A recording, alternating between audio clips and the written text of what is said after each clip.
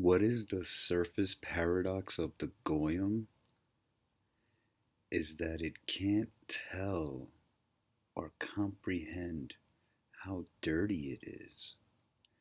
It's so dirty that it cannot see the dirty things it's doing. It only sees others as dirty. This is the narcissistic calling out the other narcissistic. This justification is false idol worship, and I can prove it. The logic is these set of rules say you shouldn't say that word, and all they could comprehend is how can you call me a goyim when I'm not one? Look here. It says what Christ thinks of goyim. The energy signature here is it cannot comprehend it is a snack. It is passive aggressive. It is a toy. The false idol worship comes from misrepresenting God and being so servile to surveillance, pointing, and not the energy signatures behind it. You're not noticing the energy signatures behind it. This person makes multiple fake accounts and tries to justify without showing their true selves, pretending to be other people and conversing with them. What is truth?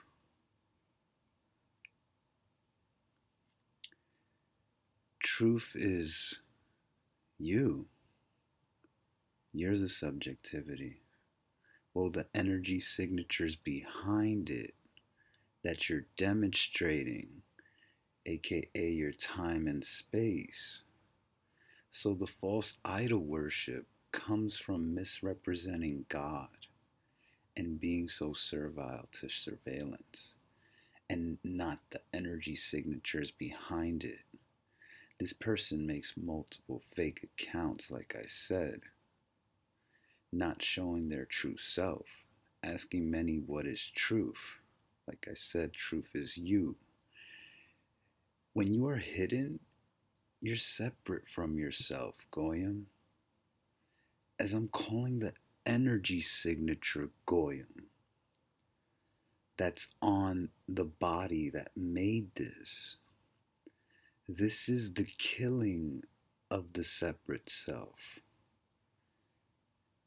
and paradox that comes out in narcissism, aka idol worship, aka It's 6 hours. Thank you, computer, aka masturbating the spirit away, aka ADD, aka justifying a logic or an emotion and living out that energy signature, aka not killing the separate self. That is a goyim. This something or someone that doesn't kill the separate self is a goyim, a stubborn individual who won't kill the separate self. We're not even done here. We're gonna look at some dad. So let's look at dad, aka a little too loud. Would you go up to the fence, get real close to one of those heifers, and start perpetuate perpetrating on your cell phones like you were somebody important?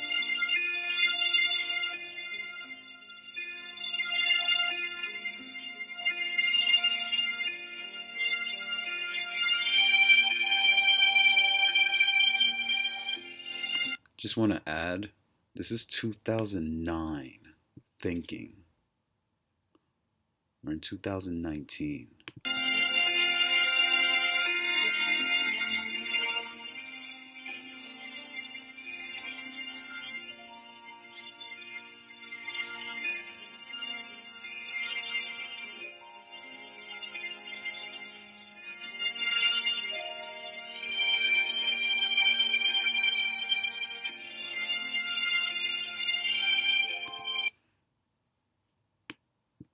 Their time and space is up for display, and they don't even know it.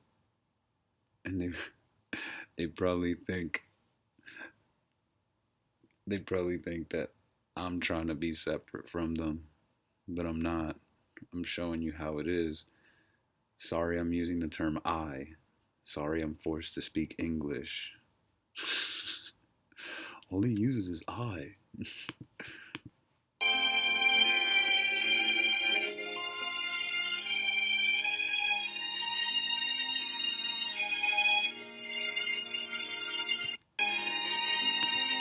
Look, no, you go up to those bitches with a shovel and a motherfucking butter knife and use them like Satan intended. Goddamn breakfast. He uses this term because it's trying to scare you. He's not worshiping it, he's using it as a small fence. When you have no limitations, you see the small fences and you see people get stuck on the small fences. So, this is another reference of being stuck on the small fence. You're supposed to keep moving forward. That's what makes you one, because you're in the energy signature of committing self harm, and that's the mental illness. The self harm is your time and space. You lack spirit from it. That's what makes you one. Let's continue. 2009, thinking. The arrogance of people, the arrogance of the goyim.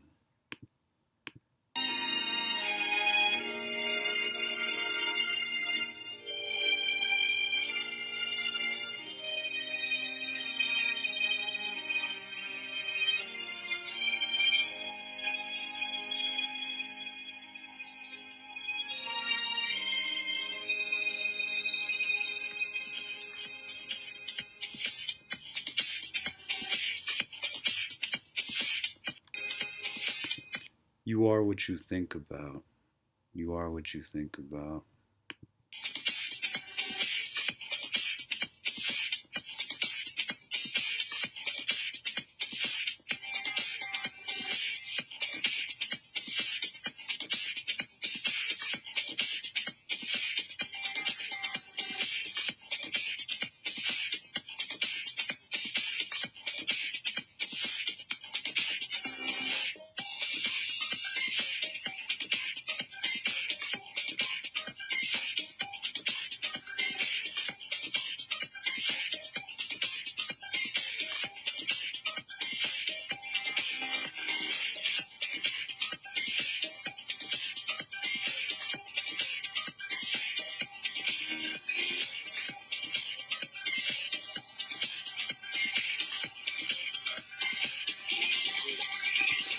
That's difficult. Oh, whoa, that's very difficult. I try to.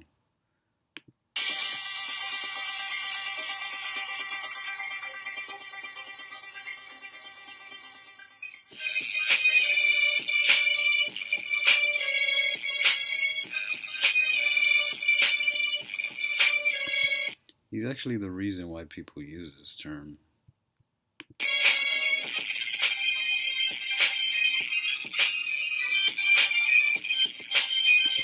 Well, what's funny is that's the mimetic kill agent right there. The mimetic kill agent is this. Once you overstand it, you start demonstrating that mimetic kill agent, but you don't know that it's a mimetic kill agent. You don't know that it's a gate to keep people out. So you actually truly believe the energy signature instead of reading the energy signature, listening, observe and think. rather than using your logic and emotion to justify a right and a wrong. So, yeah, that's how elusive it is, and that's how tricky it is. So, you have many people on YouTube that will use the same language, but in that same language, it's a different energy signature behind the words. So, they don't know what they're talking about. That's why it's difficult to see the differences within everything. Everything has become so similar, yet so separate from everything. Very difficult shit to talk about.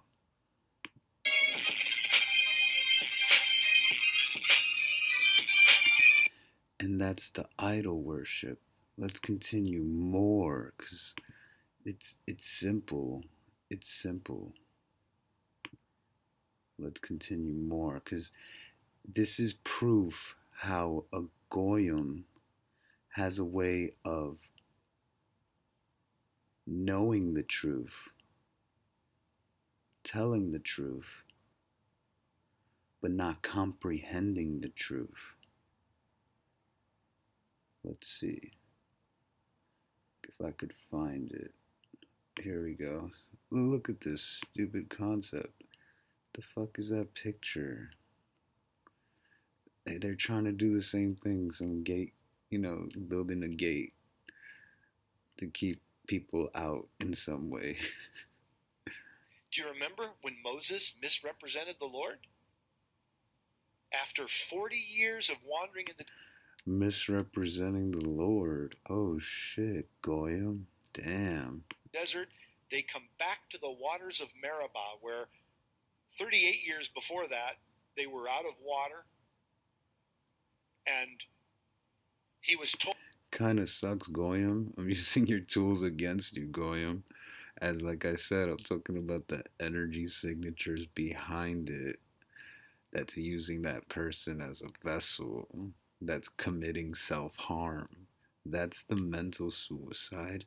That's the mental illness. That's the goyim, the self harm.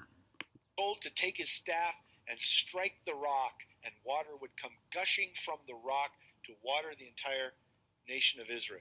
And he did, and it did, and they, received this water. They came back to the waters of Meribah after that 40 years of wandering. And Moses had it with these people. I hate these stupid Gnostics. I hate them. That's J. Max Ignoramus. He's like, I hate these Gnostics. Yet he doesn't realize how dirty he is.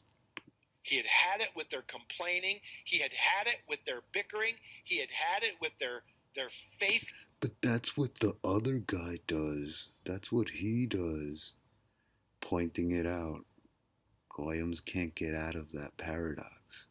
They can't get out of that inertia because they fucked themselves over with a bunch of logics that they actually thought was valuable, and they never allowed Christ in. They only allowed it. They only allowed a fake representation of Christ. Like I said, this is false idol worship. Faithlessness and their doubt. And when he went before the Lord, because they were crying out to God because they had no water, the Lord said to Moses, "Speak to the rock, and it will give water to the people." And what did Moses do? Do you remember the story? The rock is the goyim. Went out, and once again he struck the rock with his staff.